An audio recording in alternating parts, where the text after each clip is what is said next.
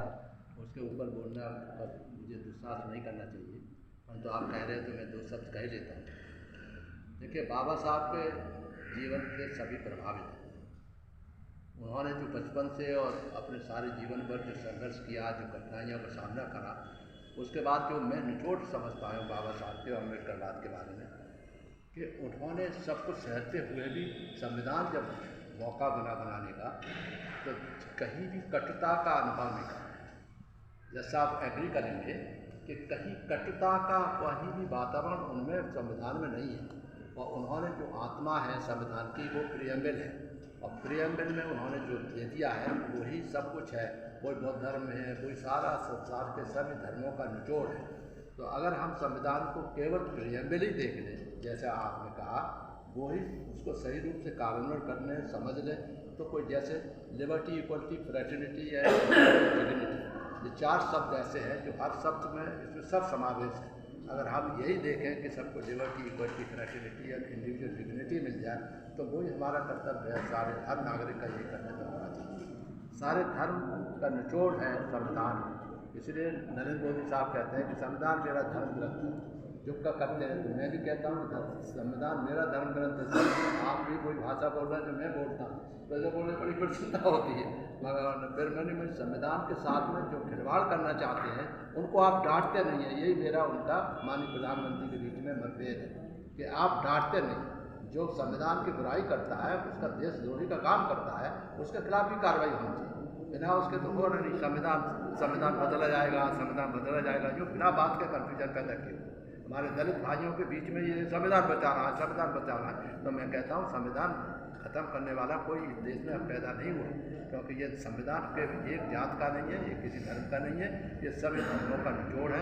ये सभी धर्मों का संविधान है, सभी जातियों के संविधान है। हम सब लोग मिलकर के इसको आगे बढ़ाएंगे तभी कहेंगे। बाबा साहब ने तो बड़ा साफ कह दिया था कि संविधान अच्छा होगा या जिसे चलाने वाले अच्छे होंगे। तो मैं समझता हूँ अच्छे चलाने वाले अच्छे हो रहे, बहुत बड़ी बात है। और एक बहुत ही सीरियस बात बाबा साहब ने कहा था कि सामाजिक और शैक्षिक, सामाजिक और आर्थिक विषमताएँ उनको जल्दी से जल्दी दूर किया जाए, प्रयास किया जाए शासन द्वारा, तभी जो देश आगे बढ़ेगा। दूसरा, उन्होंने एक और बात कही जो बहुत महत्वपूर्ण है कि इमरजेंसी में हमारे देश में चाहे कितनी जातियाँ हैं, कितने धर्म हैं, हम कितने ही बटे हुए हों, मगर ये सब एक हो जाएंगे और किसी भी हालत में हमारी राष्ट्रीय एकता अखंडता खतरे में नहीं हो सकती कोई ना कोई। ये बहुत ही उनका बहुत महत्वपूर्ण संदेश है। हम अम्बेडकरवादी हैं और 100% अम्बेडकरवाद से विश्वास करते हैं, क्योंकि वो संविधान है और संविधान में हम श्रद्धा रखते हैं। इसलिए हम किसी जात धर्म के विरोध में नहीं है, सिर्फ अपने बाबा साहब के बताए हुए रास्ते पर राष्ट्रीय एकता अखंडता के लिए काम करते हैं, क्योंकि उन्होंने राष्ट्रीय एकता अखंडता के ही बारे में बात की। उनसे ज़्यादा उच्च कोटि का राष्ट्रभक्त नहीं कोई दिखाई देता। कारण उन्होंने कहा अंग्रेज जैसे आदमी को कह दिया यू गेट आउट, हमारे देश से चले जाओ। 150 साल पहले आए थे, 150 वर्ष पहले, तब भी हमारे बच्चे नहीं पढ़ पाते थे, आज नहीं पढ़ पाते, इसलिए आप तो जाओ, हम लोग अपने आप में बैठ बिठा के कर लेंगे। और उन लोगों ने गांधी जी के प्राण बचाते हुए देश को आगे बढ़ाया, सबको किया, धर्म भी स्वीकार किया, तो ऐसा किया जो इस देश का है, तो वो उनसे ऊंचा राष्ट्रभक्त कोई नहीं है। ये मैं समझता हूँ, मैं उस विचार करता हूँ। बुद्ध के चरणों में नमन करते हैं कि आज निर्वाण दिवस के अवसर पर हम सब लोग यहाँ पर एकत्रित हुए हैं और हम लोग बाबा साहब के संविधान के अनुसार ही कार्य करने की आशा करते हैं।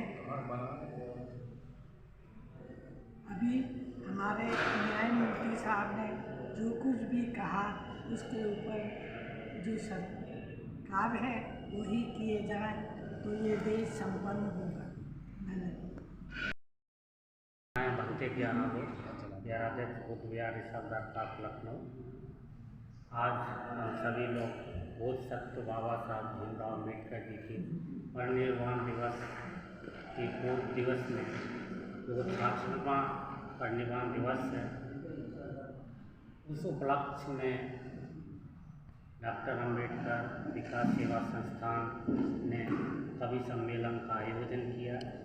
बोधिसत्व बाबा साहब ने अपने जीवन भर जो कार्य किए बहुजन समाज के लिए, राष्ट्र के लिए, मानवता के लिए, समतामूलक समाज के लिए, वो बाबा साहब के व्यक्तित्व कृतित्व को आज की सभा में जो हमारे गणमान्य कवि लोग हैं, विद्वानगण हैं, उन्होंने अपनी अभिव्यक्ति को कविताओं के माध्यम से समाज में जन जागृति पैदा करने के लिए, उत्साह पैदा करने के लिए जो उन्होंने अभिव्यक्ति व्यक्त की है, और जो कवि काव्य है, ये हमेशा से समाज में जो एक ऊर्जा प्रदान करता आया है, ये अपने आप में अनुपम है। हमारे हिंदी साहित्य में कवियों का जो स्थान है वो सर्वोपरि रहा है। तो आज उसी अभिव्यक्ति में बाबा साहब भीमराव अम्बेडकर जी को श्रद्धांजलि देने के लिए हम सभी लोग एकत्रित हैं। इस पावन अवसर पे सभी लोगों को बहुत बहुत शुभकामनाएं, मंगल कामनाएं करते हैं। वो संत बाबा साहब तथा समूह सभी लोगों को नमन करते हुए, वंदन करते हुए सभी को शुभकामनाएं, मंगल कामनाएं और उत्साह। और उनको भी अपनी समानता और अपने जो भी अधिकार दिए गए स्वतंत्रता को प्राप्त करने के लिए और जल्द से जल्द अवसर दें। एक चीज़ कहना चाहूँगा इस अवसर पर, संविधान या कोई भी विधान हो, कोई भी पुस्तक हो, देश में कोई भी तंत्र हो, वो तंत्र ईमानदारी से, लोगों की सच्चाई से जो उसको चला रहे हैं, वो चाहे जिस विंग में हो, चाहे कार्यपालिका में हो, चाहे व्यवस्थापिका में हो, और चाहे न्यायपालिका में हो, और या पत्रकारिता में, ईमानदारी से, सच्चाई से अपना अपना धर्म निभाएं, तभी चलेगा। और संविधान को बिना संविधान छुए, बिना संविधान के किसी सेंटेंस, किसी बात को जोड़े या घटाए, जो लोग सत्ता में बैठे हैं, अब किसी भी मुल्क में बैठे हों, वो संविधान की नीयत को, संविधान की स्पिरिट को बदल सकते हैं। संविधान यूँ ही खड़ा रहेगा